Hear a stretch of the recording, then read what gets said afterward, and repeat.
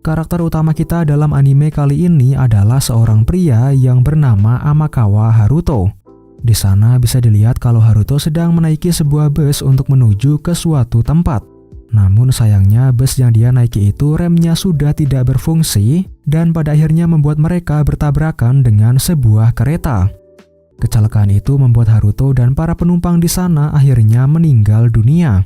Tak lama kemudian Haruto pun kembali terbangun di dalam tubuh seorang anak kecil. Sepertinya Haruto ini sudah bereinkarnasi ke dalam tubuh dari si anak kecil ini, di mana anak kecil ini merupakan seorang anak yatim piatu yang bernama Ryo. Biar lebih gampang untuk kedepannya kita sebut saja Haruto ini dengan nama Ryo ya. Tak lama kemudian Ryo pun kedatangan 3 orang pria dewasa yang membawa sebuah karung besar. Kemudian ketiga pria itu pun memutuskan untuk makan beberapa roti yang sudah mereka bawa. Di sana Ryo yang juga sedang kelaparan malah diusir keluar karena bau badannya yang tidak enak. Untungnya Ryo berhasil menemukan beberapa buah beri untuk mengganjal rasa laparnya. Sembari makan Ryo tiba-tiba teringat mengenai alasan kenapa dia tinggal di daerah kumuh tersebut. Alasan yang dimaksud ini karena Ryo ingin membalaskan dendam dari ibunya yang sudah meninggal beberapa tahun yang lalu dalam sebuah tragedi pembunuhan. Ketika sedang bersedih, tiba-tiba Ryo kedatangan 4 orang wanita yang mengenakan pakaian mewah. Ternyata keempat wanita ini sedang mencari seorang gadis dengan rambut yang berwarna ungu. Namun sayangnya Ryo sama sekali tidak tahu apapun mengenai gadis yang sedang mereka cari. Di sana Ryo hanya bisa memberikan mereka beberapa informasi mengenai daerah kumuh itu saja. Mendengar akan hal itu, salah seorang gadis yang bernama Celia, dia pun lalu menggunakan sebuah sihir pendeteksi untuk mencari wanita yang dimaksud. Namun ketika dia melakukan hal itu, Celia malah menemukan hal yang sangat mengejutkan, di mana Celia merasakan bahwa tubuhnya Ryo dipenuhi oleh sihir dalam jumlah yang sangat besar. Sedangkan dari kejadian barusan, sekarang Ryo malah bisa melihat aura aneh yang terpancar keluar dari tubuhnya. Singkat cerita, Celia dan yang lainnya pun memutuskan untuk melanjutkan pencarian mereka. Namun sebelum itu Celia juga tidak lupa memberikan beberapa koin perak sebagai ucapan terima kasih. Di sana Ryo pun langsung bergegas untuk pulang ke rumah dan berniat menyembunyikan uang tersebut. Namun begitu dia sampai di rumah, Ryo malah langsung diserang oleh seorang pria misterius. Bisa dilihat kalau pria itu juga sudah menghabisi ketiga pria yang sebelumnya ditemui Ryo. Ketika Ryo sedang dalam kondisi yang terpojok, tiba-tiba waktu pun berhenti berjalan. Di sana Ryo melihat sosok dari seorang roh wanita yang mempunyai rambut berwarna merah muda. Roh itu pun mendekati Ryo dan mengajarkannya cara menggunakan kekuatan sihir. Dengan kekuatan barunya, Ryo pun akhirnya berhasil mengalahkan pria misterius yang sebelumnya. Setelah pertarungan selesai, Ryo pun lalu melihat sebuah karung yang ada di pojok ruangan. Ternyata karung itu berisi seorang gadis muda yang mempunyai rambut berwarna ungu. Bahkan yang lebih mengejutkan lagi, ternyata gadis kecil itu merupakan seorang putri kerajaan yang bernama Flora Beltrum. Sepertinya Flora ini merupakan gadis yang sebelumnya dicari oleh Celia dan kelompoknya. Namun Flora malah langsung jatuh pingsan begitu melihat seorang pria yang sudah meninggal. Di sana Ryo pun memutuskan untuk mengantarkan Flora menuju tempatnya Celia dan teman-temannya. Namun bukannya mendapatkan ucapan terima kasih atau semacamnya, Ryo malah ditampar oleh seorang wanita yang bernama Christina Beltrum. Ternyata Christina ini mengira kalau Ryo adalah orang yang sudah menculik adiknya yaitu Flora. Akhirnya diputuskan kalau Ryo harus ikut bersama mereka menuju istana kerajaan. Di sana Ryo akan dimintai penjelasan secara rinci mengenai apa yang sebenarnya sudah terjadi. Namun bukannya ditanyai secara baik-baik, Ryo malah disiksa oleh seorang wakil kapten kesatria yang bernama Charles Arbor. Ryo juga dipaksa untuk mengakui kalau dia adalah orang yang sudah menculik Putri Flora sebelumnya.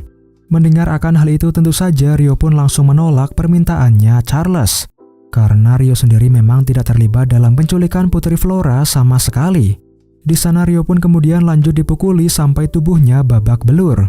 Sementara di sisi lain, Flora yang sebelumnya pingsan akhirnya tersadar kembali. Begitu dia tersadar, Flora pun meminta untuk bertemu dengan Ryo agar bisa mengucapkan terima kasih. Mendengar akan hal itu, Celia dan juga Vanessa pun lalu mendatangi tempat Ryo diinterogasi. Di sana mereka menjadi sangat terkejut ketika melihat kondisinya Ryo yang sudah terluka parah. Padahal sebelumnya mereka sudah meminta kepada para ksatria untuk memperlakukan Ryo dengan sopan. Kemudian akhirnya Ryo pun dibawa oleh Celia agar bisa mendapatkan perawatan medis. Beberapa hari kemudian Ryo pun akhirnya pulih kembali seperti semula. Di sana Celia menjelaskan bahwa sang raja ingin menemui Ryo untuk mengucapkan rasa terima kasihnya. Namun sebelum itu, Ryo harus memperbaiki penampilannya terlebih dahulu agar terlihat lebih sopan. Setelah semuanya selesai, Ryo pun akhirnya datang menghadap sang raja beserta seluruh anggota keluarganya. Ternyata sebagai ucapan terima kasih karena sudah menyelamatkan Putri Flora, Ryo mendapatkan hadiah berupa beasiswa untuk menghadiri Akademi Kerajaan Beltrum. Namun sayangnya Ryo malah mendapatkan diskriminasi dari para siswa di akademi tersebut. Alasannya karena Ryo ini hanyalah rakyat jelata, sedangkan para siswa yang lain mereka semua berasal dari keluarga bangsawan. Apalagi Ryo juga sama sekali belum bisa membaca ataupun menulis. Oleh karena itu Celia yang merupakan salah satu guru di sana, dia memutuskan untuk membantu Ryo dalam belajar secara privat. Namun Celia justru menjadi sangat terkejut dengan kemampuan belajarnya Ryo yang sangat cepat. Bahkan dia juga bisa mempelajari aritmatika tanpa masalah sama sekali. Ini semua disebabkan karena dulunya Ryo adalah seorang mahasiswa ketika masih hidup di bumi. Keesokan harinya kelasnya Ryo mendapatkan pelajaran untuk berlatih ilmu berpedang. Di sana Ryo diminta untuk melakukan latih tanding dengan sang pelatih 1 lawan 1. Dalam pertarungan itu Ryo berhasil menunjukkan skill berpedangnya yang sangat hebat kepada sang pelatih. Lagi-lagi ini semua disebabkan karena Ryo memang pernah berlatih ilmu berpedang ketika masih hidup di bumi. Singkat cerita, beberapa waktu pun berlalu. Di sana Ryo dan seluruh teman sekelasnya harus mengerjakan ujian akhir untuk menentukan nilai mereka. Dan ternyata hasilnya menunjukkan bahwa Ryo mendapatkan peringkat pertama bersama dengan Putri Christina. Melihat akan hal itu tentu saja membuat para siswa yang lain menjadi sangat terkejut. Bahkan ada salah seorang siswa yang menuduh kalau Ryo sudah melakukan kecurangan dalam ujian kali ini. Siswa yang menuduh Ryo itu bernama Alphonse Rodin. Untungnya Celia juga datang ke sana dan mengatakan kalau Ryo sama sekali tidak melakukan kecurangan apapun. Singkat cerita, 5 tahun pun berlalu. Tidak lama lagi mereka akan mengadakan turnamen antara ksatria kerajaan, di mana untuk sekolah mereka sendiri akan mengirimkan 3 orang siswa sebagai perwakilan. Dan ternyata Ryo merupakan salah satu siswa yang terpilih untuk mewakili sekolahan mereka. Celia mengatakan kalau Ryo bisa mendapatkan hasil yang baik dalam turnamen tersebut, maka kemungkinan besar para ksatria akan merekrut Ryo sebagai bagian dari mereka.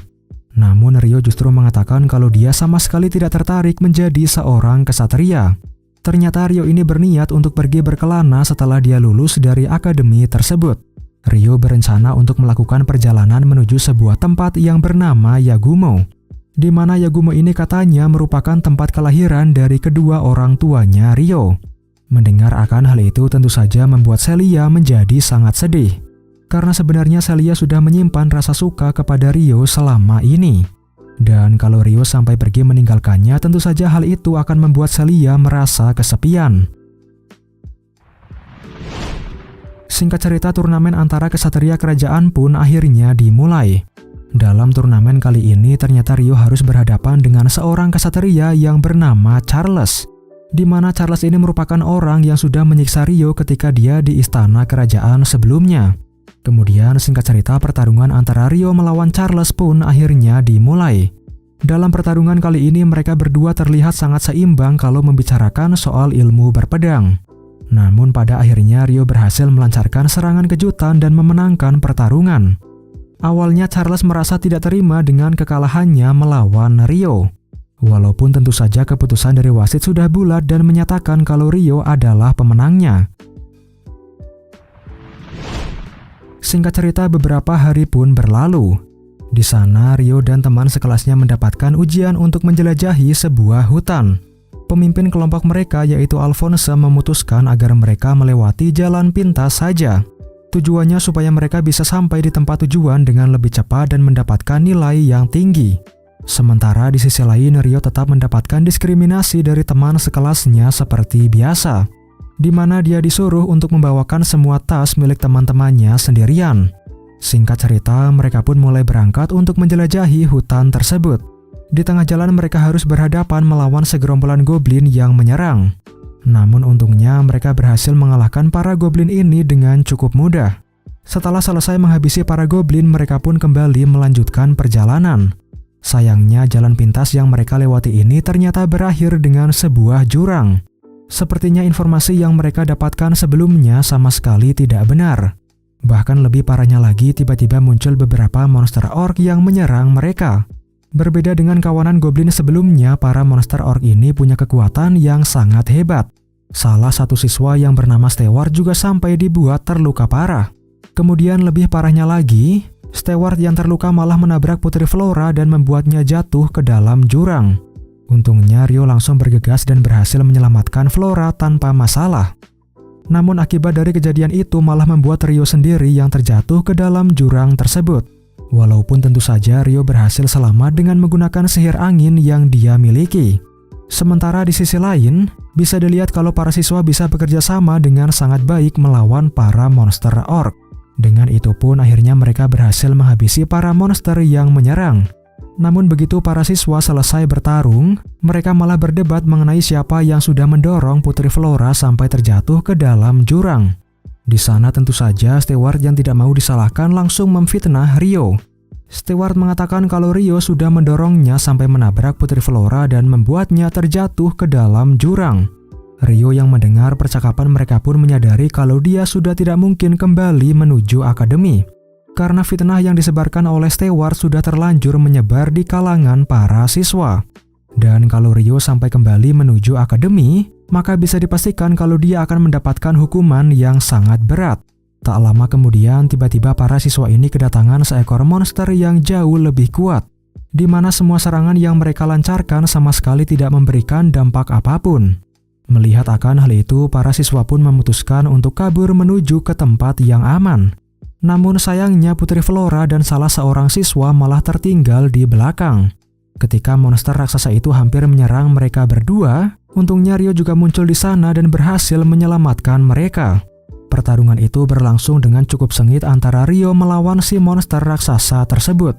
Walaupun pada akhirnya, Rio berhasil mengalahkan monster mengerikan itu dengan kekuatannya yang sangat hebat. Begitu selesai bertarung, Rio memutuskan untuk bersembunyi dan langsung pergi meninggalkan kerajaan tersebut. Dia berencana untuk langsung pergi menuju sebuah wilayah yang bernama Yagumo, di mana ini merupakan tempat di mana kedua orang tuanya Rio dilahirkan. Namun sebelum berangkat, Rio memutuskan untuk mengucapkan salam perpisahan kepada Celia terlebih dahulu. Di sana Rio menjelaskan apa yang sudah terjadi sebelumnya kepada Celia. Dari situ bisa diambil kesimpulan kalau Rio sudah tidak mungkin lagi tinggal di kerajaan Beltrum. Mendengar akan hal itu tentu saja membuat Celia merasa sangat sedih. Namun Rio berjanji kalau dia pasti akan mengirimkan surat kepada Celia selama dalam perjalanan. Walaupun tentu saja Rio tidak akan menggunakan nama aslinya dalam surat yang nanti dia kirimkan, melainkan dia akan menggunakan nama Haruto sebagai nama samaran. Buat yang mungkin lupa, nama Haruto ini adalah nama yang Rio miliki ketika dia masih hidup di bumi. Setelah selesai mengucapkan salam perpisahan, Rio pun langsung berangkat menuju wilayah Yagumo. Ketika dalam perjalanan, Rio melihat ada seorang gadis kecil yang pingsan di tengah hutan. Karena merasa khawatir, Rio pun memutuskan untuk menghampiri gadis kecil itu. Namun tiba-tiba gadis itu malah menembakkan sebuah jarum beracun ke arah Rio. Untungnya Rio bisa menghilangkan efek dari racun tersebut dengan menggunakan teknik spirit yang dia miliki. Setelah selesai, Rio pun lalu bertarung melawan gadis kecil itu dengan sangat sengit. Dan singkat cerita, pertarungan pun dimenangkan oleh Rio. Ketika pertarungan sudah selesai, Rio melihat ada sebuah kalung budak di lehernya gadis itu. Sepertinya gadis itu sudah diperintahkan oleh seseorang untuk menghabisi Rio. Melihat akan hal tersebut, Rio pun memutuskan untuk melepaskan kalung budak itu dengan menggunakan teknik spirit miliknya. Tak lama kemudian, gadis kecil itu pun akhirnya terbangun dari pingsannya. Di sana Rio pun langsung menginterogasi gadis itu untuk mendapatkan beberapa informasi, di mana ternyata nama asli dari gadis kecil itu adalah Latifa. Dan orang yang sudah memerintahkan dia untuk menghabisi Rio adalah Stewart Huguenot. Buat kalian yang mungkin lupa, Jadi Stewart ini adalah orang yang sudah memfitnah Rio ketika dia masih di Akademi Kerajaan Beltrum. Sepertinya Stewart sudah mengetahui kalau Rio masih hidup sampai saat ini. Makanya dia pun memerintahkan Latifah untuk menghabisi Rio. Tujuannya agar fitnah yang selama ini dia sebar tidak akan terbongkar kebenarannya. Setelah interogasinya dirasa sudah cukup, Rio pun memutuskan untuk melepaskan Latifah. Namun di sana Latifah memohon kepada Rio agar bisa membawanya berpetualang bersama. Karena saat ini Latifah sudah tidak tahu apa yang harus dia lakukan ke depannya. Rio yang merasa kasihan akhirnya memutuskan untuk menerima permintaannya Latifah. Mulai dari situlah Latifah pun secara resmi bergabung bersama Rio dalam perjalanannya. Malam harinya Rio membuatkan pasta untuk makan malam mereka berdua. Di sana anehnya Latifah menyebut pasta itu dengan nama spaghetti. Padahal masakan yang bernama spaghetti ini hanya bisa ditemukan di bumi saja. Hal inilah yang membuat Rio mencurigai kalau Latifah sebenarnya juga bereinkarnasi seperti dirinya. Ditambah lagi malam harinya, Latifah juga mengigau tentang dirinya yang ingin pulang menuju kota Tokyo. Namun tak lama kemudian Rio merasakan kehadiran beberapa orang di dekat mereka. Setelah dilihat ternyata di sana ada seekor monster serigala yang meledakkan dirinya sendiri. Hal ini pun membuat Haruto tidak bisa melihat untuk sementara waktu. Segera setelah itu kemudian muncul 4 orang manusia binatang yang menyerang Rio.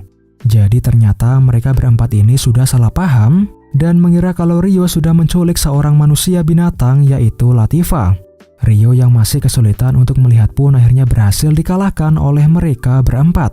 Kemudian Rio lalu dibawa menuju desa tempat para manusia binatang itu tinggal. Ketika sedang pingsan, Rio melihat sosok seorang roh wanita dengan rambut berwarna pink.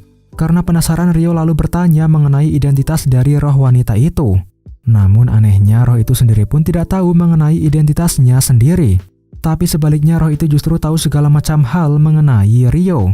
Katanya roh itu bisa tahu karena dia selalu terhubung dengan Rio dan dirinya ini juga hanyalah milik Rio seorang. Untuk sekarang kita belum diberitahu mengenai apa maksud dari perkataan si roh wanita ini. Singkat cerita, Rio yang sebelumnya pingsan pun akhirnya tersadar kembali.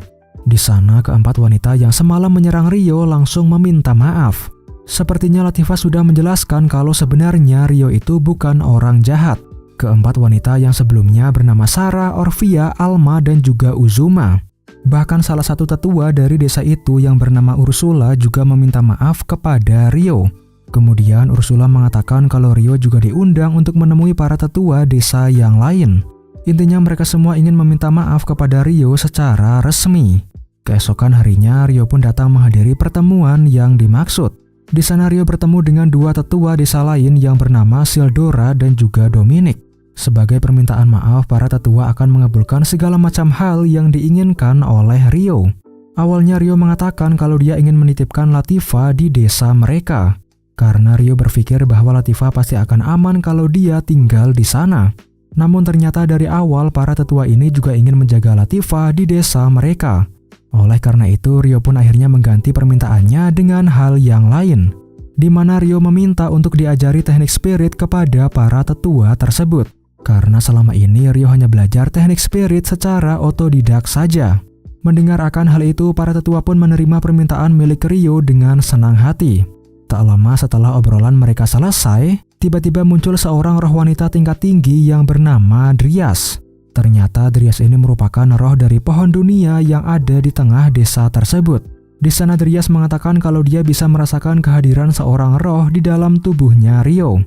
Bahkan Dryas juga mengatakan kalau roh itu sepertinya merupakan salah satu dari 6 roh agung yang ada di dunia. Padahal katanya semua roh agung ini sudah menghilang dalam perang antara dewa dan iblis ribuan tahun yang lalu. Namun entah kenapa salah satu dari roh agung ini sedang tertidur di dalam tubuhnya Rio. Kemudian setelah pertemuan itu selesai, Rio diajak oleh Orvia menuju salah satu rumah yang ada di sana. Mulai dari sekarang Rio dan juga Latifah akan menempati rumah itu sebagai tempat tinggal mereka. Keesokan harinya Rio mendapatkan pelajaran mengenai teknik spirit dari Ursula dan juga Orvia. Selain itu, Rio juga diajarkan tentang berbagai macam hal yang akan berguna untuk ke depannya. Singkat cerita, 1 tahun pun berlalu. Di sana Rio mendapatkan kehormatan dengan menjadi teman sejati dari seluruh warga desa mereka. Kemudian untuk Latifah sendiri, dia akan diangkat menjadi penduduk dari desa itu secara resmi. Malam harinya mereka pun mengadakan sebuah festival untuk merayakan momen kali ini. Festival itu berlangsung dengan sangat meriah dan membuat para warga sangat bahagia. Setelah festival itu selesai, Rio pun mengajak Latifah untuk berbicara empat mata. Intinya Rio mengatakan kalau dia akan segera pergi meninggalkan desa itu, di mana Rio berniat untuk melanjutkan perjalanannya menuju wilayah Yagumo. Mendengar akan hal itu, Latifah pun langsung mengatakan kalau dia ingin ikut pergi bersama dengan Rio. Namun sayangnya Rio tidak bisa membawa Latifah karena dia sendiri masih belum tahu bahaya macam apa yang akan mengancamnya di wilayah Yagumo. Latifah yang merasa kesal pun memutuskan untuk pergi meninggalkan Rio sendirian. Sekarang kita beralih ke sisi seorang pria yang bernama Reis. Di sana dia dan salah satu anak buahnya sedang menuju sebuah goa tempat para wyvern tinggal. Ternyata tujuan Reis mendatangi goa itu adalah untuk mencuri salah satu telur yang ada di sana. Reis menyuruh anak buahnya untuk membawa telur itu selama dalam perjalanan. Setelah semuanya selesai, mereka pun lalu meninggalkan goa itu dengan mengendarai seekor griffon. Ternyata arah yang dituju oleh Reis ini sejalan dengan desa tempat Rio dan yang lainnya tinggal. Dalam perjalanan, Reis memutuskan untuk istirahat sebentar di dekat desa tersebut. Di sana, Reis meninggalkan bawahannya sendirian dengan alasan kalau dia ingin menyelidiki daerah di sekitar sana. Padahal alasan sebenarnya karena Reis ingin menjadikan bawahannya ini sebagai tumbal kepada para wyvern. Jadi sebenarnya selama ini ada puluhan wyvern yang sudah mengikuti mereka berdua, di mana tentu saja mereka semua ini ingin mengambil kembali telur yang sudah dicuri oleh Reis. Di sisi lain ternyata Reis kembali menuju goa milik para wyvern yang sebelumnya. Karena para wyvern yang menjaga tempat itu sudah pergi, sekarang Reis bisa mengambil puluhan telur yang ada di sana dengan aman. Sekarang kita beralih ke desa tempat Rio dan yang lainnya tinggal. Di sana ternyata Reis merasakan kalau ada beberapa monster kuat yang sedang mendekati desa mereka. Oleh karena itu, Sarah dan yang lainnya memutuskan untuk pergi memastikannya. Singkat cerita, mereka pun berhasil menemukan lokasi tempat anak buahnya Reis beristirahat. Begitu melihat ada banyak pasukan manusia binatang yang mendatanginya, anak buahnya Reis ini pun memutuskan untuk langsung kabur dari sana. Sementara di sisi lain karena urusannya sudah selesai, Reis memutuskan untuk membunuh anak buahnya dengan menggunakan salah satu artefak. Seketika itu juga si anak buahnya Reis ini pun langsung muntah darah dan jatuh dari ketinggian. Ternyata lokasi dia terjatuh ini berada tepat di depan matanya Latifah. Melihat telur miliknya yang sudah pecah karena jatuh dari ketinggian, salah satu Black Wyvern itu pun langsung mengamuk dan menyerang Latifah. Untungnya Alma juga sampai di sana dan membantu Latifah melawan Black Wyvern tersebut. Walaupun sayangnya Alma sama sekali bukan tandingan dari Black Wyvern itu. Ketika mereka sedang dalam kondisi yang terpojok, akhirnya Rio pun sampai di sana dan menyelamatkan mereka berdua. Di sana Rio menggunakan seluruh kekuatannya untuk melawan Black Wyvern tersebut. Dan ternyata hasilnya menunjukkan kalau Rio mampu menghabisi Black Wyvern itu dengan sangat mudah. Melihat salah satu temannya yang bisa dikalahkan dengan sangat mudah, para wyvern lainnya pun menjadi ketakutan dan memutuskan untuk kabur dari sana. Singkat cerita, hari pun berganti. Di sana Latifah meminta maaf kepada Rio karena sudah selalu merepotkannya. Namun Rio mengatakan kalau Latifah tidak pernah merepotkannya sama sekali. Karena sebenarnya Rio juga sudah menganggap Latifah ini seperti adik kandungnya sendiri. Mendengar akan hal itu tentu saja membuat Latifah menjadi sangat senang. Kemudian Latifah juga menceritakan kalau sebenarnya dia ini adalah orang Jepang yang sudah berinkarnasi ke dunia ini. Bahkan sebenarnya Latifah ini adalah gadis kecil yang menaiki bus bersama dengan Rio ketika masih di bumi. Namun di sini mereka berdua masih belum mengetahui mengenai kenyataan ini. Mendengar cerita tersebut, Rio pun akhirnya mengatakan kalau sebenarnya dia juga berasal dari Jepang sama seperti Latifah. Setelah mereka berdua mengobrol panjang, Latifah pun akhirnya merelakan keputusannya Rio yang ingin pergi sendirian menuju wilayah Yagumo. Sebagai ucapan perpisahan, para tetua memutuskan untuk memberikan berbagai macam peralatan kepada Rio. Salah satu contohnya adalah pedang yang terbuat dari bahan mithril, armor yang terbuat dari kulit wyvern, dan juga sebuah artefak dengan kemampuan penyimpanan ruang dan waktu. Setelah mengucapkan salam perpisahan, Ryo pun langsung berangkat menuju wilayah Yagumo. Setelah melalui perjalanan yang sangat panjang, akhirnya Ryo pun sampai di desa Yagumo. Di sana Ryo bertemu dengan dua orang wanita cantik yang bernama Ruri dan juga Sayo. Ryo meminta kepada mereka berdua untuk mengantarkannya menuju kediaman dari kepala desa Yagumo, di mana ternyata si kepala desa yang dimaksud ini adalah neneknya Ruri. Akhirnya mereka pun mengantarkan Ryo menuju rumahnya si kepala desa yang bernama Yuba.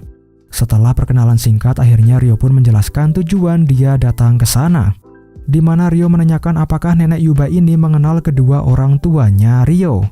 Dia pun menjelaskan kalau nama dari kedua orang tuanya ini adalah Zen dan juga Ayame. Ketika dia mendengar kedua nama itu, nenek Yuba pun langsung menyuruh Ruri dan juga Sayo untuk meninggalkan mereka berdua. Setelah mereka berdua pergi, nenek Yuba pun mengatakan kalau ternyata dia adalah ibunya Zen. Atau bisa dibilang Ryo ini adalah cucunya nenek Yuba. Ini juga berarti kalau gadis sebelumnya yang bernama Ruri ternyata adalah sepupunya Ryo. Mulai dari situlah Ryo pun memutuskan untuk tinggal di kediamannya nenek Yuba selama beberapa waktu ke depan. Keesokan paginya Ryo membantu nenek Yuba dalam membuat makanan untuk mereka sarapan. Setelah semua makanan sudah selesai dimasak, Sayo juga datang bersama kakaknya yang bernama Shin untuk makan bersama. Begitu selesai makan, nenek Yuba menyuruh Shin agar bisa mengantarkan Ryo menemui Dola. Jadi intinya Dola ini adalah seorang pemburu yang tinggal di desa Yagumo. Maka dari itulah Ryo pun berniat untuk membantu Dola dan juga Shin dalam berburu hewan di hutan. Awalnya Shin meremehkan tubuhnya Ryo yang terlihat sangat kurus. Namun ternyata Ryo mampu memburu para hewan di hutan dengan sangat baik. Setelah selesai berburu, Ryo pun lalu kembali menuju kediaman milik nenek Yuba. Karena melihat tubuhnya yang sangat kotor, Ryo pun memutuskan untuk membuat sebuah pemandian air panas menggunakan teknik spirit miliknya. Kemudian Ryo lalu mandi di sana dan membersihkan seluruh tubuhnya. Begitu dia selesai mandi, ternyata Ruri dan Sayo juga tertarik untuk mandi di pemandian air panas buatan Ryo. Tak lama setelah itu Ryo mendengar kalau ada penduduk desa yang sedang berkelahi. Setelah diperiksa ternyata bisa dilihat kalau Shin sedang berkelahi dengan seorang pria yang bernama Gon. Perkelahian mereka bisa terjadi karena Shin memergoki Gon yang ingin memasuki pemandian air panas. Padahal waktu itu masih ada Ruri dan juga Sayo yang sedang mandi di sana. Intinya Gon ini ingin mengintip mereka berdua yang sedang mandi. Karena merasa kesal, Shin pun berniat untuk menghajar Gon dengan menggunakan tangannya sendiri. Namun sayangnya Shin bisa dikalahkan dengan sangat mudahnya. Perkelahian mereka pun dihentikan oleh nenek Yuba yang akhirnya sampai di sana. Jadi ternyata Gon ini merupakan anak dari kepala desa yang ada di desa sebelah. Dia sekarang sedang dalam perjalanan menuju ibu kota untuk menjual beberapa barang dagangannya. Namun di tengah jalan gerobak yang dia bawa malah rusak dan memerlukan beberapa perbaikan. Makanya dia pun berniat untuk menginap sebentar di desa Yagumo. Mendengar akan hal itu, nenek Yuba pun dengan terpaksa menyediakan sebuah rumah untuk Gon dan kelompoknya. Karena mau bagaimanapun Gon ini masih merupakan seorang anak dari kepala desa sebelah. Setelah kepergian Gon dan kelompoknya, Shin lalu meminta agar adiknya bisa menginap sebentar di rumahnya nenek Yuba. Alasannya karena Shin merasa khawatir kalau nantinya Gon malah akan menyerang adiknya yang sedang tidur sendirian. Malam harinya Ryo juga memberikan sebuah jimat pelindung kepada Ruri dan juga Sayo. Intinya jimat itu berguna untuk mendeteksi kalau ada orang asing yang menerobos masuk ke dalam kamar mereka. Singkat cerita, hari pun berlalu. Di sana mereka kedatangan seorang pria yang bernama Saga Hayate. Intinya Hayate ini merupakan seorang pegawai kerajaan yang bertugas untuk mengumpulkan pajak dari desa sekitar. Kemudian Hayate dan para bawahannya pun lalu mengumpulkan pajak dari desa Yagumo sesuai prosedur. Setelah semuanya selesai, Hayate juga menginap sebentar di desa Yagumo. Namun malam harinya terjadi suatu hal yang lumayan mengerikan, di mana ternyata kelompoknya Gon menerobos masuk menuju kamarnya Ruri dan juga Sayo dengan tujuan untuk melakukan push rank dengan mereka berdua. Untungnya Ryo yang menyadari hal ini langsung menghajar Gon dan seluruh anggota kelompoknya. Bahkan kalau dia tidak dihentikan oleh Hayate, kemungkinan besar Ryo akan menghabisi Gon tanpa ampun sedikit pun. Hayate mengatakan kalau tindakan yang dilakukan oleh Gon adalah sebuah kejahatan besar. Makanya besok Hayate akan membawa Gon menuju ibu kota untuk mendapatkan hukuman yang setimpal. Keesokan harinya, Hayate dan yang lainnya berangkat menuju ibu kota untuk mengantarkan Gon. Sebelum berangkat, Nenek Yuba menitipkan sebuah surat kepada Hayate. Dia mengatakan kalau surat itu harus diserahkan kepada ayahnya Hayate dengan aman. Di waktu yang bersamaan ternyata Ryo diminta oleh Nenek Yuba untuk mengawal warga desa Yagumo. Intinya para warga ini akan berangkat menuju ibu kota untuk menjual hasil pertanian mereka. Beberapa hari kemudian akhirnya mereka pun sampai di ibu kota dari kerajaan Karasuki. Begitu mereka selesai menjual hasil pertanian milik para warga desa, Ryo dan juga Sayo diminta untuk membeli berbagai macam hal di pasar. Dalam perjalanan pulang, mereka tidak sengaja menemukan sebuah toko souvenir. Di sana Ryo membelikan sebuah jepitan rambut untuk Sayo sebagai hadiah. Melihat akan hal itu tentu saja membuat Sayo merasa sangat senang. Karena sebenarnya Sayo ini diam-diam punya rasa suka kepada Ryo. Sementara di sisi lain, bisa dilihat kalau Hayate sedang memberikan surat dari Nenek Yuba kepada ayahnya. Ayahnya Hayate ini bernama Saga Gouki. Begitu dia membaca surat yang diberikan oleh Hayate, Gouki pun menjadi sangat terkejut dan berniat untuk langsung menemui Ryo. Di sana Gouki menjelaskan mengenai siapa sebenarnya identitas dari kedua orang tuanya Ryo. Jadi pada zaman dulu kerajaan Karasuki sedang berperang dengan kerajaan Rokuren. Dalam perang itu seorang tentara yang bernama Zen terlihat sangat menonjol. Maka dari itu sang raja pun memutuskan untuk memberikan gelar samurai kepadanya.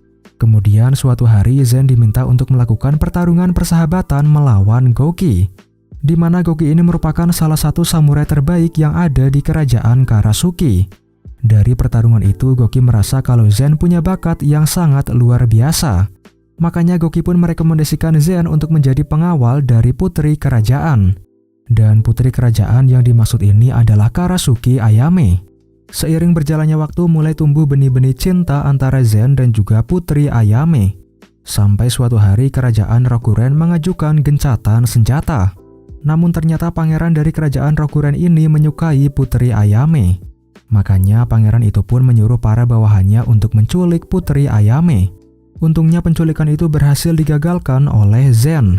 Karena merasa kesal, pangeran itu pun menuntut agar dia bisa menikahi putri Ayame. Kalau permintaannya tidak dipenuhi, maka perjanjian gencatan senjata mereka akan dibatalkan. Sang raja tentu saja ingin agar anaknya bisa menikah dengan pria yang dia cintai. Makanya dia pun akhirnya mengatur sebuah rencana rahasia agar putri Ayame dan juga Zen bisa kabur dari kerajaan Karasuki. Mereka berdua pun hidup dengan bahagia dan lahirlah Ryo yang merupakan anak tunggal dari mereka. Mendengar cerita barusan tentu saja membuat Ryo menjadi sangat terkejut. Karena dia tidak pernah menyangka kalau ibunya adalah seorang putri dari kerajaan Karasuki. Keesokan harinya Ryo pun diminta untuk menemui sang raja dan juga sang ratu. Atau bisa dibilang mereka berdua ini adalah kakek dan juga neneknya Ryo. Setelah perkenalan singkat, Ryo pun lalu menceritakan mengenai kehidupan yang dia jalani selama ini. Di mana ayahnya Ryo sudah meninggal semenjak Ryo masih sangat kecil. Sedangkan untuk ibunya Ryo sendiri meninggal karena dibunuh tepat di depan matanya. Ironisnya orang yang sudah membunuh Ayame ternyata adalah mantan teman petualangnya Zen yang bernama Lucius. Untuk sekarang tujuan utama Ryo adalah untuk bisa membalaskan dendamnya kepada Lucius. Mendengar akan hal itu membuat sang raja yang bernama Homura menjadi sangat khawatir. Maka dari itu Homura pun meminta Ryo untuk melakukan latih tanding melawan Gouki. Di mana Gouki ini merupakan samurai terkuat yang ada di kerajaan Karasuki. Kalau Ryo bisa mengalahkan atau setidaknya mengimbangi Gouki, maka mereka bisa yakin kalau Ryo akan mampu menjaga dirinya sendiri. Singkat cerita, duel antara Ryo melawan Gouki pun akhirnya dimulai. Di sana mereka menampilkan kemampuan berpedang yang sangat luar biasa. Namun ternyata Ryo mampu mengalahkan Gouki dan memenangkan pertandingan. Kemudian malam harinya Rio pun akhirnya memberitahu Ruri kalau sebenarnya dia adalah sepupunya. Rio juga menceritakan mengenai identitasnya yang merupakan seorang pangeran dari kerajaan Karasuki. Mendengar akan hal itu tentu saja membuat Ruri menjadi sangat terkejut. Namun Rio mengatakan kepada Ruri kalau dia bisa bersikap seperti biasanya. Di sini Rio juga mengatakan kalau tahun depan dia akan meninggalkan desa Yagumo. Kemudian keesokan harinya, Rio membantu warga desa untuk menjalankan berbagai macam hal seperti biasa. Sampai suatu hari Rio pun ikut membantu para warga desa untuk menanam padi. Di sana Rio menghampiri Sayo dan menceritakan mengenai rencananya yang ingin meninggalkan desa Yagumo. Mendengar akan hal itu tentu saja membuat Sayo menjadi sangat terkejut dan juga sedih. Karena mau bagaimanapun Sayo ini sudah terlanjur jatuh cinta kepada Rio. Namun sayangnya Sayo menyadari kalau dia tidak mungkin bisa mencegah kepergiannya Rio. Setelah pulang ke rumah, Sayo pun langsung menangis karena dia masih merasa sangat sedih begitu mendengar kabar yang barusan. Melihat adiknya yang sedang menangis, Shin pun langsung pergi menuju rumahnya Nenek Yuba.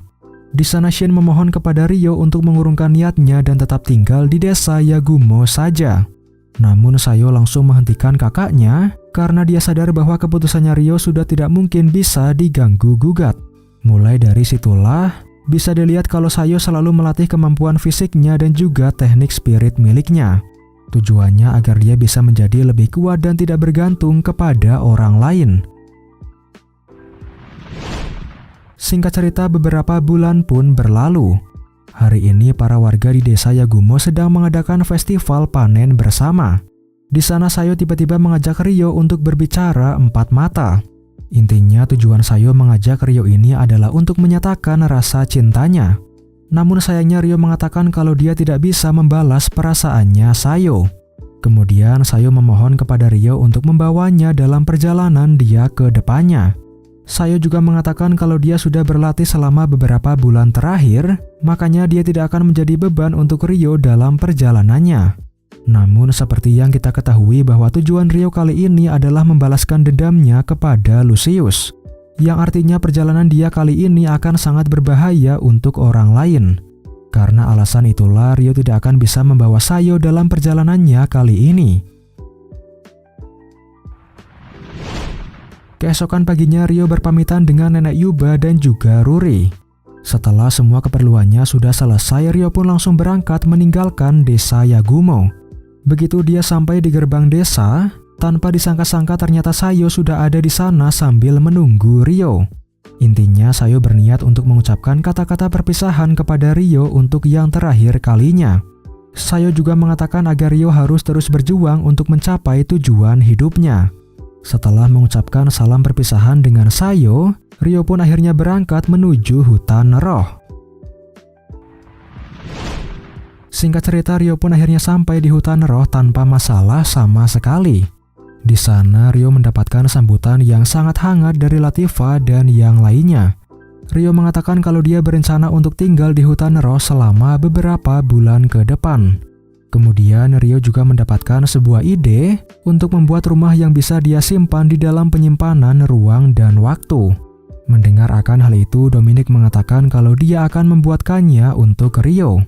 Singkat cerita, suatu pagi Rio terbangun dengan seorang gadis misterius di sampingnya. Gadis ini memiliki rambut yang berwarna merah muda dan anehnya tidak memakai pakaian sedikit pun. Kemudian gadis itu pun lalu mengatakan kalau dia adalah seorang roh atau spirit yang sudah membuat kontrak dengan Rio.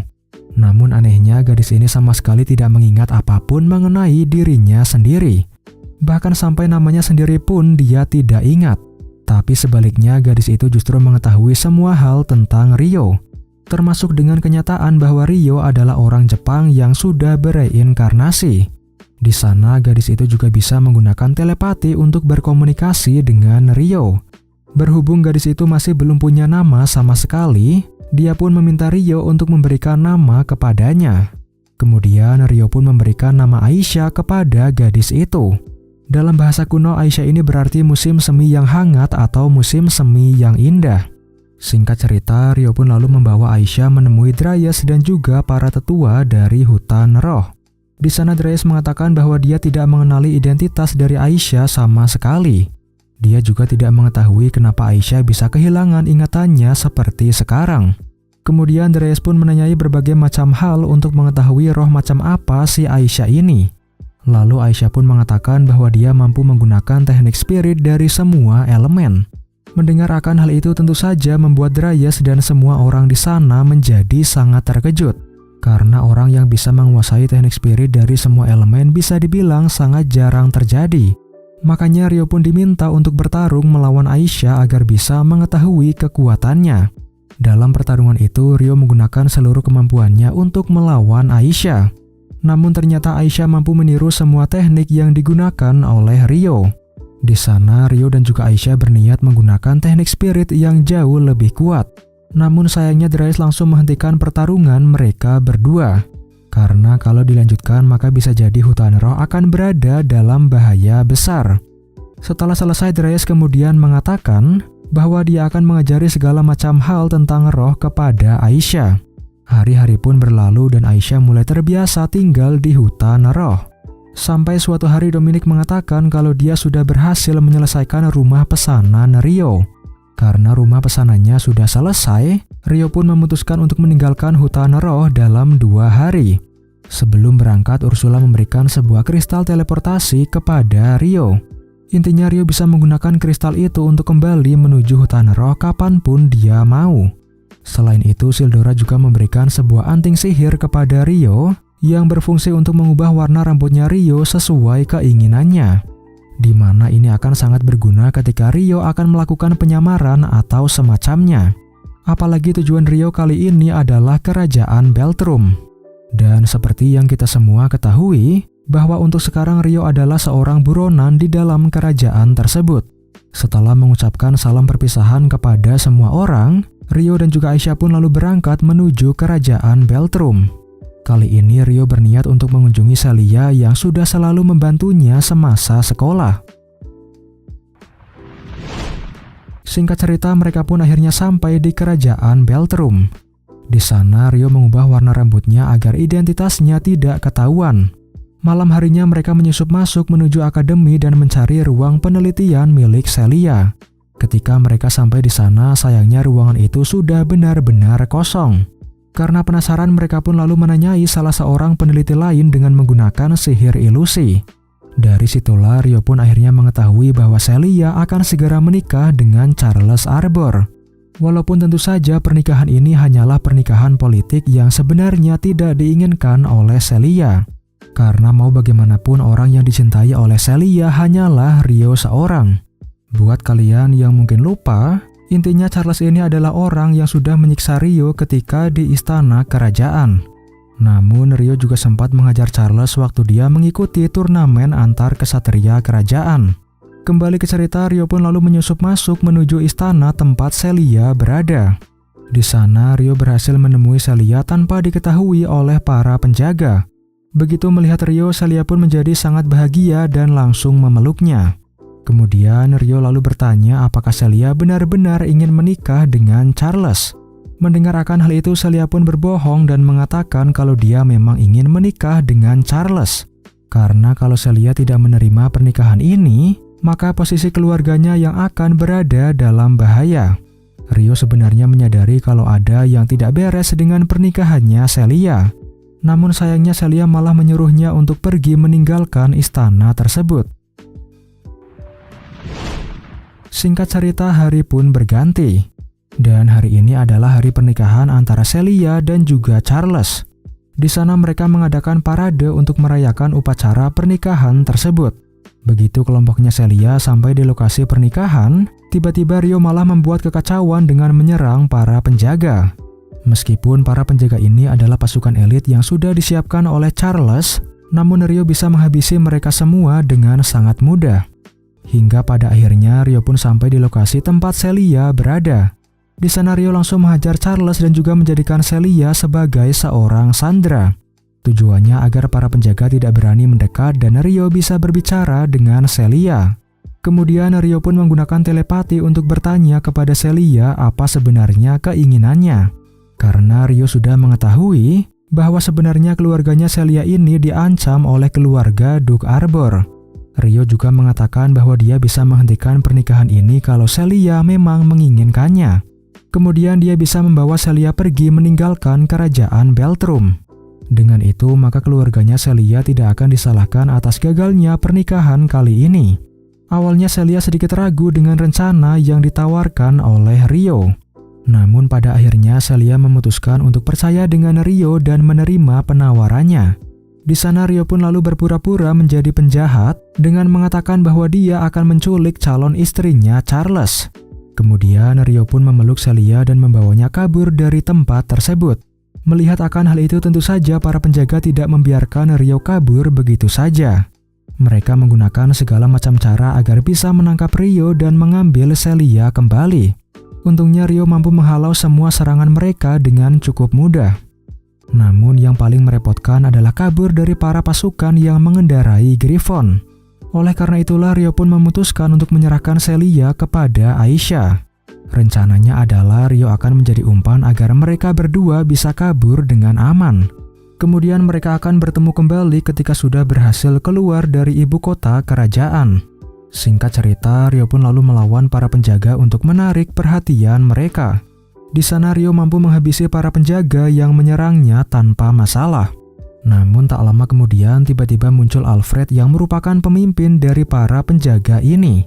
Intinya Alfred ini merupakan orang yang sangat kuat, bahkan dia sampai mendapatkan julukan sebagai Raja Pedang dari semua orang. Dan kali ini Rio harus berhadapan dengan orang sekuat itu 1 lawan 1. Di sana Alfred mengerahkan seluruh kekuatannya dan berhasil membuat Rio terpojok. Sebenarnya di sini Rio punya kekuatan yang jauh lebih besar dibandingkan Alfred. Namun kalau Rio mengerahkan kekuatan penuhnya, dikhawatirkan malah ada korban jiwa yang berjatuhan. Ketika bertarung, Alfred menyadari kalau Rio terlihat tidak serius dalam melakukan serangannya. Merasa diremehkan, Alfred pun lalu menggunakan teknik terkuatnya untuk menghabisi Rio. Dampak dari serangan itu membuat seluruh area di sana menjadi hancur berantakan. Sementara di sisi lain, ternyata Rio berhasil memanfaatkan kekacauan ini untuk kabur dari sana. Dari situ kemudian Rio pun langsung pergi menuju lokasi tempat Aisyah dan juga Celia berada. Melihat Rio yang berhasil kembali dengan selamat tentu saja membuat Celia merasa sangat bahagia. Namun di saat yang bersamaan tiba-tiba muncul badai petir yang sangat misterius. Kemudian badai itu dilanjutkan dengan munculnya beberapa pilar cahaya dari berbagai macam tempat. Ternyata cahaya itu merupakan efek sihir pemanggilan manusia dari dunia lain. Menyadari kalau ada hal yang aneh, Aisyah pun meminta Rio untuk pergi menuju sumber dari cahaya barusan. Aisyah mengatakan bahwa dia akan menjaga Celia selama Rio pergi dari sana. Di sisi lain ternyata ada 3 orang Jepang yang sudah terpanggil menuju dunia tersebut, di mana tentu saja mereka terlihat sangat bingung dengan situasi yang menimpanya. Lebih parahnya lagi muncul para penjahat yang berniat untuk menculik mereka bertiga. Untungnya Rio berhasil menyelamatkan mereka dan menghabisi para penjahat ini. Di sana Rio menjadi sangat terkejut begitu mengetahui kalau mereka bertiga adalah orang Jepang. Bahkan yang lebih mengejutkan lagi, ternyata salah satu dari mereka adalah seorang perempuan yang bernama Ayase Miharu. Di mana Miharu atau biasa dipanggil Michan ini merupakan teman masa kecilnya Rio. Selain itu dia juga merupakan cinta pertamanya Rio ketika dia masih hidup di bumi. Namun sayangnya itu adalah akhir dari anime seri Gensouki season yang pertama.